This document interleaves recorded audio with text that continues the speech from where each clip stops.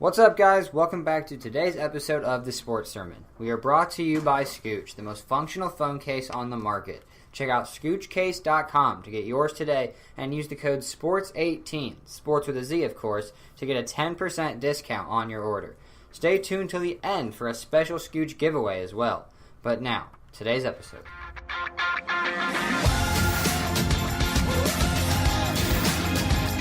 And welcome inside the Sports Sermon. I am Dylan Staggy, here today with Jason Gandhi and Dan Majors, and we are back for another NFL team preview.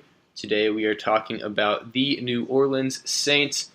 A year ago, the Saints finished at 11-5, won a playoff game against the Carolina Panthers before losing in the Minnesota Miracle, and the Vikings made it to the conference championship. Not the Saints, but they are back at it this year to try and make another playoff run. But this offseason, they moved up in the draft for Marcus Davenport. Do you guys think the move was worth it? No. A first-round pick is not worth a defensive end that's not healthy. A first-round pick is just so valuable. Davenport isn't healthy right now, so he's not going to help you right now. You just don't give up a first-rounder if you're not getting a guaranteed home run or a quarterback. The value does not make sense. So I was pretty surprised after trading up from 27 to 14. They picked Davenport, but the more I thought about it, I think it makes a little bit of sense. They have the best draft class from 2017 with guys like Alvin Kamara, Marcus Williams, Ryan Ramczyk, and Marshawn Lattimore. What's one of the only things they didn't get out of that? A pass rusher. Also, taking a quarterback in that spot didn't make much sense because they were looking at taking, or a lot of people thought they would take Lamar Jackson with that pick. Breeze hasn't shown any signs of slowing down, and they're in win-now mode. That quarterback would not play until like the 2020 season, so I like the Marcus Davenport pick. All right. I don't think it was worth it either, just because of two first-round picks for him this year's and next year's. For a guy that isn't super proven, doesn't come from a big school or anything, you're not sure if he's NFL ready yet for a team that is trying to win now. I don't think it was worth it. And Davenport's not a terrible player. I think he was a solid player, especially in the future, but two first-round picks for him just seems like a very steep price. But let's talk about last year's rookies. Marshawn Lattimore, Ryan Ramczyk, Alvin Kamara. It was a fantastic draft class for the Saints. Can those guys keep up the production this year? Yeah, so the reason they were good last year is because of the rookies. No one expected them to be that good, but the rookies showed up. And that's really, for me, what it comes down to this year. These guys are going to have to step up, and I think that those guys will. I look at everyone besides Alvin Kamara. He's the one that kind of scares me. The only reason I say that is because he averaged 6.1 yards per carry and over 10 yards per reception. That will not be kept up. He will still be productive and still be a top back, but with Ingram out the first 4 games, I expect his carries to go up to like 15-ish, but it's only 4 games, so then he'll be back down to like 7.5 carries. That'll probably be about right. I do think Ryan Ramczyk will be a really good right tackle. He already established that. Marshawn Lattimore won Defensive Rookie of the Year, obviously, but a guy you guys didn't even mention, Marcus Williams. Yes, it's easy to make fun of him because of that one missed tackle, but Marcus Williams was one heck of a safety this year, and he's having a heck of a training camp right now. You guys are sleeping on Marcus Williams. He's a big reason that this defense was good last year. I think they can keep up last year's production and maybe can be even better. The one guy that I look at that I like to get better is Alvin Kamara, unlike Jason. Yeah. He has Ingram out for the first 4 this year, so if he balls out, then he could just leave Ingram in the dust and end up taking even more of the carries than last year and just be one of the top backs in the league. I don't think like talent-wise maybe, but like production-wise.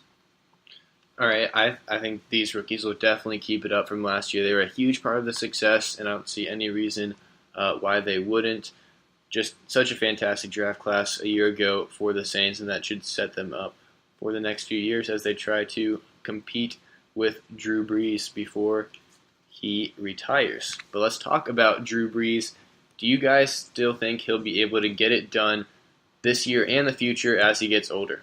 Yeah, I see no reason to expect too much of a drop-off for Drew Brees. He actually set the all-time single-season record for highest completion percentage. I have no worries about him. He has Kamara, Ingram, Mike Thomas, and Ted Ginn Jr. That's so many weapons to hit, and he had the lowest interception rate of his career.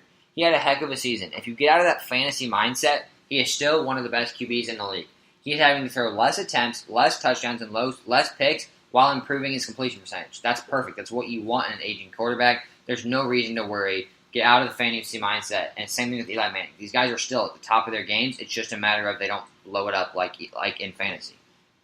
Yeah, so eventually he has to slow down, but I'm not going to believe it until I see it. Mm-hmm. He will still be elite this season. Yeah, I mean, the Saints have just been able to take so much pressure off of Brees with the running game a season ago, and the defense was also a lot better. I mean, they're average, but definitely not one of the league's worst like Drew Brees has had to deal with the past few years. He's still very efficient. He's probably not ever going to touch those 5,000-yard marks that he has throughout his career, but the Saints have done a nice job surrounding him with enough pieces to make sure that he doesn't have to go all out and throw for that many yards. But let's move on. I want to hear your guys' record prediction, the Saints' place in the NFC South, and whether they make the playoffs. So I have them 10-6, second in the division, and yes, they are the 5 seed in the playoffs. Week 16, Steelers at Saints. Steelers will be vying for home field. The Saints, in my predictions right now, will be at 8-6 going into that game. They win that game, they go 10-6. They lose that, they're 9-7. I think they fall short of the playoffs. So Week 16, Steelers Saints. I'm saying they're winning the Week 17 game. You gave me that weird look. How did they jump a game? I'm saying they beat the Panthers Week 17, but you've got to beat Pittsburgh in Week 16. If you win that, you go 10-6 and make the playoffs. If you lose that, I think they go 9-7, fall short, and then they don't make the playoffs. So that's a game that I had circled on my calendar. Make sure Week 16, Steelers Saints. Okay, so I like the Saints this season a lot. I have them 11-5. First in the division, and they make the playoffs. I like them at 10-6 this year, first in the division, and definitely a playoff team. Do you guys think they're a Super Bowl contender? I do not. I only have one team out of this division as a Super Bowl contender, and that's the Atlanta Falcons. I don't know. They're up there. They're borderline for me. Saints are.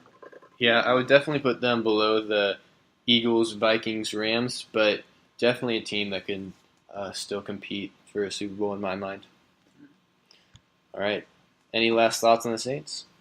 No, not really. I mean, it's just they're in a brutal division and a brutal conference, to be honest. So they have a lot going against them, I guess. Like they have to play hot in order to be a Super Bowl contender and at least get in the playoffs. Like, there's no guarantee this team makes the playoffs. Same with the Falcons and the Panthers. Like they got to struggle to get there. Yep. All right. Well, that's all we've got for today's episode. Make sure you go ahead and check out the rest of our NFC South team previews and the rest of our NFL team previews. We have them all out now, including the playoffs episode. So check those out on our channel. And Jason mentioned Scooch in the intro. Use that code SPORTS18 on your checkout at scoochcase.com. We're going to make that a 15% discount, not just a 10% discount. And if you want to be entered into a contest for a free Scooch Wingman case, comment on this video and then subscribe too. That's all we've got for today, and we will see you very soon.